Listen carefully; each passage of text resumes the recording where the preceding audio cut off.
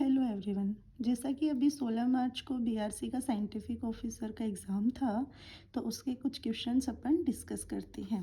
Question number 1 है, the mass of particle is 2m0 upon under root 3, the linear momentum of particle is.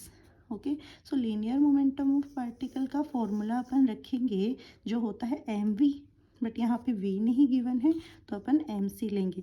m की value खुद question में दी ही गई है 2m0 upon under root 3, तो सिर्फ m की वैल्यू प्लेस करनी थी और बहुत ही इजी क्वेश्चन था, तो इसलिए ऑप्शन बी इज करेक्ट है। Next question is the equation of tangent plane to the surface x y z is equals to 8 at the point 1 2 4 is. Okay, so अपने को इस सरफेस का टेंजेंट प्लेन निकालना है। ठीक है, तो सबसे पहले जो अपने को ये प्लेन दिया गया है, अपने इसका ग्रेडियंट निकालेंगे, जिसका फॉर्मूला होता है del phi upon del x i cap plus del phi upon del y j cap plus del phi upon del z की कैप। मीन्स ये जो आपका सरफेस है, जो है आपका x y z minus 8 is equals to 0, इसका अपन एक्स के रिस्पेक्ट में, वाई के रिस्पेक्ट में और जेड के रिस्पेक्ट में डिफ्रेंशिएशन करेंगे। तो यहाँ पे डेल फाई की वैल्यू आ जाएगी, जब इसका एक्स के रिस्पेक्ट में करेंगे तो सिर्फ वाई जेड बचेगा, तो Y Z I cap plus similarly आप वाई के रिस्पेक्ट में करोगे तो सिर्फ वाई जेड एक्स जेड बचेगा, X Z J cap plus जब आप इसका जेड के रिस्पेक्ट में करोगे तो एक्स वाई बचेगा एंड के कैप। अब अपने को जो पॉइंट गिवन है 1 2 4, वो वैल्यू प्लेस करेंगे एक्स वाई जेड की। तो जब आप वाई जेड करोगे 2 4, तो 2 2 4 जा 8 आई कैप प्लस एक्स जेड करोगे तो 1 इंटू 4 4 जे कैप प्लस एक्स वाई करोगे तो 1 इंटू 2 2 के कैप। अब टेंजेंट प्लेन का फॉर्मूला होता है एक्स माइनस एक्स वन, जो भी आपको प्लेन दिया गया उसका एक्स के रिस्पेक्ट में differentiation, plus y minus y one del phi upon del y, z minus z one del phi upon del z is equals to 0। ये अपना फॉर्मूला होता है। अब अपन x one y one z one तो वही place करेंगे जो अपने को पॉइंट गिवन है, और ये वैल्यूज़ ऑलरेडी आपने निकाली ही हैं उन्हीं पॉइंट्स पे। तो ये सब आप वैल्यूज़ पुट करेंगे तो 4x plus 2y plus Z is equals to 12 अपना आंसर आ जाएगा। ये भी एक ईजी क्वेश्चन था। नेक्स्ट क्वेश्चन, आपको इंटीग्रल की वैल्यू फाइंड आउट करनी थी, that is Z cube upon Z square minus 3z plus 2। यहाँ पे कंटूर दिया गया है, कॉम्प्लेक्स की प्रॉब्लम है कॉम्प्लेक्स एनालिसिस में। तो यहाँ पे 2z इज इक्वल्स टू 3 है, तो बेसिकली अपन इसको 3/2 मीन्स 1.5 लिख सकते हैं। तो जो अपना कंटूर है वो सिर्फ 1.5 तक ही है, मीन्स 1.5 आप ऐसे लेंगे। ठीक है, अब अपन क्या करते हैं, इसका मेथड होता है कि अपन यहाँ पे z की वैल्यूज़ निकालते हैं और उन z की वैल्यूज़ पे अपन रेसिड्यू निकालते हैं। तो यहाँ पे जो अपनी लोअर टर्म है इसमें अपन कर रहे हैं Z square minus 3z plus 2 equals to 0। तो यहाँ पे अपन ये मेथड रखा और यहाँ पे z की दो वैल्यूज़ आई 1 एंड 2। ठीक है, अब इसमें से आप देखोगे कि अपना जो कंटूर था वो तो 1.5 तक ही अपन ले रहे हैं, बट यहाँ पे 2 जो है वो आउट ऑफ कंटूर हो जाएगा। तो for z is equals to 2 अपने जो इंटीग्रल है उसकी कोई वैल्यू नहीं होगी, वो 0 होगा। तो अपने को सिर्फ 1 पे ही अपना इंटीग्रल निकालना है। तो सबसे पहले रेसिड्यू निकाल लेते हैं। तो residue at z is equals to 1, formula होएगा limit z tends to 1 z minus 1 z cube. बाकी मतलब ये वैल्यू अपने को सेम प्लेस करनी है। तो z माइनस 1 से z माइनस 1 कैंसिल आउट हो जाएगा, z क्यूब अपन z माइनस 2 बचेगा। z की वैल्यू अपने को 1 प्लेस करनी है, जैसे ही आप 1 प्लेस करेंगे यहाँ पे -1 बचेगा। Okay, so value of integral is 2 pi Aida into residue, ये भी फॉर्मूला होता है। ओके, सो 2 पाई आइडा इंटू रेसिड्यू जो अभी अभी आपने निकाला है 2 पाई आइडा -1, तो यहाँ का आंसर आ जाएगा -2 पाई आइडा। Next question is find the Laplace transformation of cos under root 7x plus sine under root 7x। तो यहाँ पे क्या है कि अपने को फॉर्मूले याद होने चाहिए, लाप्लास बहुत ही ईजी टॉपिक है। तो लाप्लास अगर अपन निकालते हैं cos 80 का, तो फॉर्मूला होता है s upon S square plus A square, and sine 80 का a upon S square plus A square. यहाँ पे आप देखो cos 80, तो बेसिकली अपन देख रहे हैं a की वैल्यू ही यहाँ पे क्या है अंडर रूट 7 है, हाँ, टी की जगह इन्होंने एक्स दिया, वो तो कोई भी वेरिएबल हो सकता है। तो ए की वैल्यू अपने पास √7 है, तो आप इसका लाप्लास कैसे निकालेंगे, Laplace of cos √7x plus Laplace of sine √7x that is equals to S की जगह तो एस रहेगा ही upon S square plus A की जगह √7 है तो ए स्क्वायर हो जाएगा 7 प्लस साइन वाले में क्या है ए upon S square plus A square तो √7 अपॉन एस स्क्वायर प्लस 7। तो बेसिकली आपको ये सोल्व करना था और ये आपका आंसर है।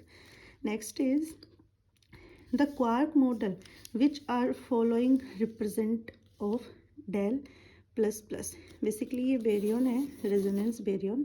तो ये तो थ्योरेटिकल क्वेश्चन है, आप देखते ही इसका आंसर टिक कर सकते थे। ट्रिपल U इसका कॉम्बिनेशन होता है। Next is question number 6, the electronic configuration of scandium is AR 3D1 4s2 assuming LS coupling find ground state of scandium. Okay, so basically यहाँ पे बच्चे क्या सोचेंगे कि AR 3D1 4s2, तो अपने को तो लास्ट अपना सब सेल देखना होता है। तो सबने लाइक जिसने ध्यान से पढ़ा होगा उसने समझ लिया कि जब अपना इलेक्ट्रॉनिक कॉन्फ़िगरेशन अपना लिखते हैं तो उसमें 4D से 3D से पहले अपन 4s ही फिल करते हैं, 3D तो बाद में आता है। ठीक है, तो अपन आउटर सबसेल को 3D लेंगे ना कि 4s2। तो 4s2 लेके अगर आप सोल्व करोगे तो ये आंसर आपका गलत हो जाएगा। तो आउटर सेल अपन क्या लेंगे 3D1। तो 3D1 जब आप लोगे तो यहाँ पे आप देख लो L की वैल्यू क्या होती है SPD ये होती है। तो L की वैल्यू अपन S के लिए 0, P के लिए 1, D के लिए 2 लेते हैं। तो L तो 2 हो गया और एक ही यहाँ पे इलेक्ट्रॉन भरा गया है तो स्पिन हो गई 1/2। J की वैल्यू फाइंड आउट करेंगे तो L प्लस S से L माइनस S होती है। तो 2 प्लस हाफ 2 माइनस हाफ, तो 5/2 एंड 3/2 आपकी J की दो वैल्यूज आ गई। अपना जो ग्राउंड स्टेट का नोटेशन होता है वो होता है 2s + 1 LJ, मतलब L की जो आपने वैल्यू ली है 2 ली है तो 2 के हिसाब से तो अपना SPD D आ गया। यहाँ पे J की दो वैल्यूज़ आ रही हैं जो आपने यहाँ प्लेस कर दी और ये अपनी मल्टीप्लिसिटी होती है 2s + 1। तो स्पिन की वैल्यू रखी, यहाँ पे 2 आ गया। तो यहाँ पे दो स्टेट मिल रही हैं अपने को। तो ग्राउंड स्टेट इनमें से 2D 5/2 होगी या 3/2 होगी, ये आपको चेक करने के लिए देखना होता है कि आपका जो लास्ट आपने सबसेल लिया है वो लेस देन हाफ फिल्ड है या फिर मोर देन हाफ फिल्ड है। डी का हाफ फिल्ड मतलब 5 होना चाहिए था, तो लेस देन हाफ फिल्ड है, that's why J is equals to L-1 आप लेंगे।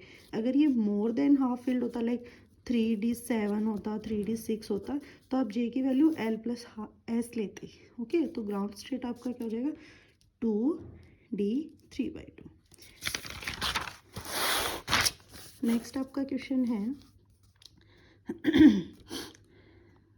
ये तो थ्योरेटिकल क्वेश्चन था, thermistor is a temperature dependent register. Next question 3/3 matrix trace is 17 and determinant is 48, the largest eigen value of the matrix is. तो 4 option है, आपको check करना है। तो अपने को पता है कि ट्रेस जो होता है वो sum of diagonal elements that is 17। तो अपनी एक रूल है कि अपने जितने भी आइगन वैल्यूज़ हैं उनका आप सम करोगे वो ट्रेस के ही इक्वल होता है।